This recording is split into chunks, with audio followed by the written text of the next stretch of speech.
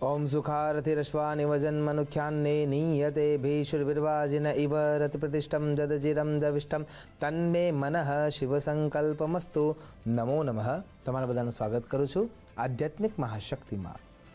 આજનો વિચાર છે ધૂળેટીની પૂર્વ તૈયારી અને રમશો તો કેવી રીતે રમશો અને જીવનમાં રંગો દ્વારા તમે તમારા જીવનને કેવી રીતે પરિવર્તિત કરી શકો છો।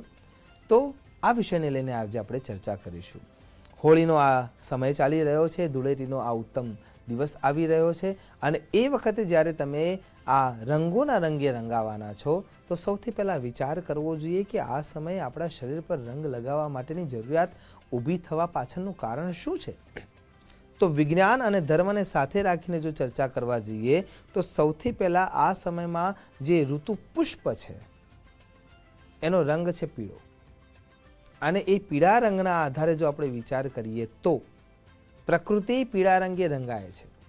એમાં સૌથી પહેલાં અગ્નિશિખા એટલે કે કેસુડો, ખાખરાના વૃક્ષ પર જે રંગના પીળા રંગના જે ઉત્તમ પુષ્પો દેખાય છે એ કેસુડો છે, જે શરીરના ચર્મરોગોને મટાડવા માટેની સૌથી શ્રેષ્ઠ ઔષધ છે।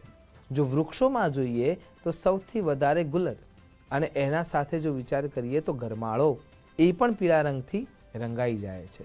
આ રીતે જ્યારે તમે વિચાર કરો છો તો પ્રકૃતિ પણ વસંતના આધારે પીળા રંગ સાથે પોતાની જાતને ખીલવીને બેઠી છે અને એ વખતે આપણે જ્યારે વિચાર કરીએ છીએ ત્યારે માઘ સ્નાનથી શરૂ કરીને જે ઉત્તમ પ્રકારનો સમય છે, જે 1 મહિનાનો તમે કલ્પવાસ સિદ્ધ કર્યો છે, સાથે સાથે વચ્ચે મહાશિવરાત્રિ આવે છે એટલે મહાશિવરાત્રિનું આરાધન કર્યું છે, એટલે કે એ જે પૂરેપૂરો મહિનો છે એના અંદર તમે તપસ્ચિત થયા છો અને તપસ્ચિત થયા પછી તમારા બોડીના સેલ ટુ સેલ બદલવા માટેની આ એક વ્યવસ્થા છે।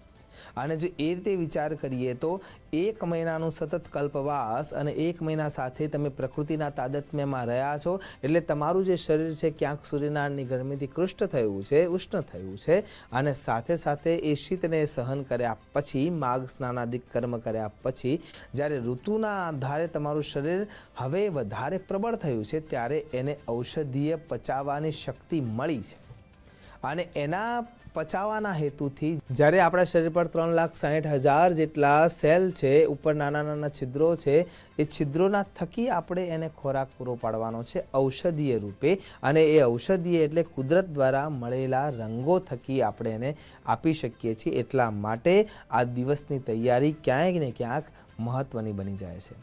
તો સૌથી પહેલાં કેસુડાના પુષ્પોને રાખી આગળના દિવસે એને કોઈ પાણીના દ્રવ્યમાં પલાળી દેવાના છે અને એને સૂર્યનારાયણના તડકાથી ગરમ થવા દેવાનું છે અને સૂર્યનારાયણના તડકાથી જે ગરમ થયેલું કેસુડો છે એના પછી એને રંગ જે બદલાયેલો છે પાણીનો એ ઔષધીય ગુણ ધરાવનાર કેસુડો તૈયાર થયેલો છે, એ રંગ તૈયાર થયો છે, એ પાણી તૈયાર થયું છે અને એનાથી ખરા અર્થમાં હોળી રમવી જોઈએ, ધૂળેટી રમવી જોઈએ અને ઉજવવી જોઈએ। હોળીનો પર્વ પણ એટલા માટે જરૂરી છે। પણ આ સમયના આધારે જો વિચાર કરીએ તો ઇતિહાસકારોમાં, ગણિતજ્ઞોમાં, જ્યોતિષાચાર્યોમાં અને એક બહુ જ મોટા વિરળ વ્યક્તિત્વ આપણને મળી ગયા જેનું નામ છે વરાહ મિહિર, જેના થકી જે પોતે ખગોળશાસ્ત્રી હતા, ગણિતજ્ઞ હતા, એમને એક ગ્રંથ લખ્યો બૃહદ જાતક કર્મ અને જે બૃહદ જાતક કર્મ છે એના આધારે રાશિ અને લગ્નેશ પ્રમાણે કે લગ્ન પ્રમાણે કઈ રાશિવાળા વ્યક્તિએ કયા રંગનો ઉપયોગ કરવો જોઈએ અથવા ન કરવો જોઈએ એની માહિતી આપણને મળે છે। તો સૌથી પહેલાં મેષ લગ્ન અને મેષ રાશિ આ જાતકો માટે જે શુભ રંગ છે એ લાલ, ઓરેન્જ, પીળો, સફેદ અને ગુલાબી છે અને સામે જે અશુભ રંગ છે એ ગ્રીન અને પિસ્તા આ જે કલર છે એ મેષ રાશિવાળા વ્યક્તિઓ માટે અશુભ છે। એ જ રીતે જો જોવા જઈએ તો વૃષભ રાશિવાળા વ્યક્તિઓ માટે ઓફ વ્હાઇટ, પિંક, ગ્રીન, પિસ્તા, બ્લુ, બ્લેક આ જે કલર છે એ એમના માટે શુભ રંગોમાં માનવામાં આવે છે અને અશુભ રંગોમાં રેડ, બ્રાઉન અને ઓરેન્જ આ જે કલર છે એ વૃષભ રાશિના જાતકો માટે અયોગ્ય સાબિત થશે। આખા વર્ષ દરમિયાનની આ વ્યવસ્થા નથી, આપણે સમજવું જરૂરી છે કે તર્કની દ્રષ્ટિએ ઘણી વખતે આપણે શું કરીએ છીએ કે ભાઈ સોમવારનો દિવસ છે, મંગળવારનો દિવસ છે, બુધવારનો દિવસ છે, તો એ દિવસોમાં આપણે આપણા અનાજને પણ ચોક્કસ ગ્રહના રંગ સાથે જોડી દઈએ છીએ અને કપડાના રંગોને પણ એના સાથે જોડી દઈએ છીએ. પણ આપણે એ ભૂલી જઈએ છીએ કે ગ્રહો નક્ષત્રોની સ્થિતિ કુંડળીના અંદર કંઈક અલગ છે.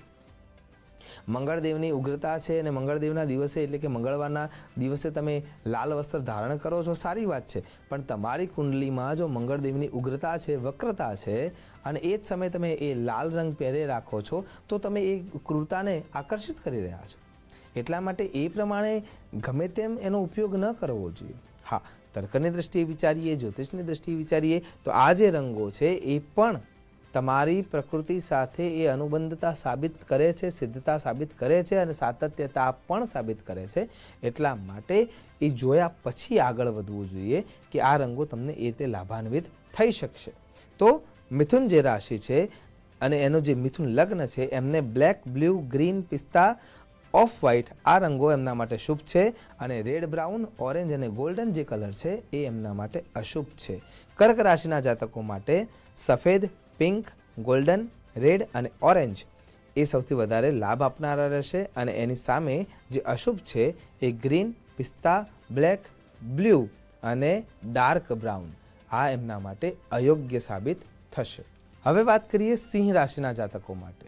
તો સિંહ રાશિના જે જાતકો છે એમના માટે જે શુભ રંગ છે એ પીળો છે, ગોલ્ડન છે, લાલ છે અને ઓરેન્જ છે. અને અશુભ ગ્રહોમાં કાળો, વાદળી, બ્રાઉન અને કાબર ચિત્રો રંગ છે એ એના માટે યોગ્ય નથી. એ જ રીતે કન્યા રાશિના જે જાતકો છે એના માટે જે શુભ રંગ છે એ શ્વેત, શ્યામ એટલે કે બંનેનું જે મિક્સચર છે. માનો કે તમે પુરુષ છો અને પેન્ટ પહેરો છો તો બ્લેક રંગનું હોવું જોઈએ અને ઉપર જે શર્ટ પહેરો છો અથવા ટી શર્ટ પહેરો છો એ વ્હાઇટ રંગની હોવી જોઈએ, એટલે શ્વેત શ્યામનું મિશ્રણ. તો શ્વેત શ્યામ રંગ, ગ્રીન, પિસ્તા, કાબર ચિત્રો રંગ તમારા માટે લાભકારી છે અને અશુભ રંગોમાં રેડ, ગોલ્ડન અને ડાર્ક બ્રાઉન રંગ જે છે એ તમને લાભ આપનાર નથી.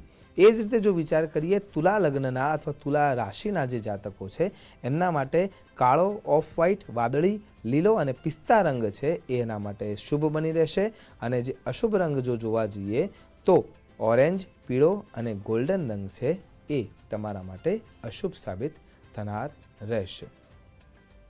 વૃશ્ચિક રાશિના જાતકો માટે ક્રિસ્ટલ વ્હાઇટ, ગોલ્ડન, પીળો, ઓરેન્જ રંગ શુભ રહેશે અને પિંક, ગ્રીન અને પિસ્તા એ અશુભ સાબિત થશે.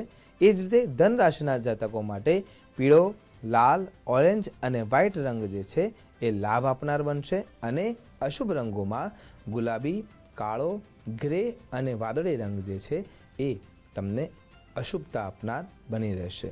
મકર રાશિના જાતકોનો જ્યારે વિચાર કરીએ ત્યારે કાળો, વાદળી, ગુલાબી, લીલો અને પિસ્તા રંગ એમના માટે શુભ છે અને પીળો, ગોલ્ડન અને ઓરેન્જ એ રંગ એના માટે અશુભ સાબિત થશે. કુંભ રાશિના જાતકો માટે જો વિચાર કરીએ તો કાળો, વાદળી, ગુલાબી, લીલો અને પિસ્તા રંગ જે છે એ લાભાન્વિત કરી શકશે અને એ જ રીતે સફેદ, પીળો, ગોલ્ડન અને ઓરેન્જ જે રંગ છે એ અશુભતા આપનાર સાબિત થશે. અને એ જ રીતે જે મીન રાશિના જાતકો છે એમના માટે સફેદ, પીળો, ગોલ્ડન, લીલો અને પિસ્તા રંગ એ તમને લાભ આપનાર બની રહેશે અને અશુભ રંગમાં કાળો, વાદળી અને ઓરેન્જ જે રંગ છે એ તમને અશુભતા આપનાર બની રહેશે. સર્વસામાન્ય દ્રષ્ટિએ જોવા જઈએ તો 12 રાશિઓમાં 12 લગ્નમાં સફેદ રંગ ઘણી જગ્યાએ શુભ્રતા આપવાનું કામ કરશે. લીલો રંગ છે એ તમને શાંતિ આપવાનું કામ કરશે. ગુલાબી રંગ છે એ તમને સુયોગ્ય રીતે વિચારો આપવાનું કામ કરશે અને જે ગોલ્ડન રંગનો જે રંગ છે એ ગોલ્ડન કલર છે એ તમારા મનની ઉષ્ણતાને, ઉદ્વિગ્નતાને વધારનારો સાબિત થશે. કાળો રંગ છે એ જ્ઞાનનું પણ પ્રતીક છે પણ દરેક રાશિ માટે એ યોગ્ય નથી. એટલે જ્યારે વરાહમિહિર જેવા દિવ્ય પુરુષ આપણને આ જ્ઞાન આપતા હોય છે ત્યારે એમાં તર્ક છુપાયેલું છે અને એ તર્ક સાથે જો આપણે વિચાર કરીશું તો કોઈ સુયોગ્ય કાર્યક્રમ હોય, કોઈ જગ્યાએ તમારે હાજરી આપવાની હોય, કોઈ નવી ડીલ કરવાની હોય તો એ સમયે આ રંગો સાથેનું જે તાદાત્મ્ય છે એ તમને લાભાન્વિત કરી શકશે. નમો નમઃ.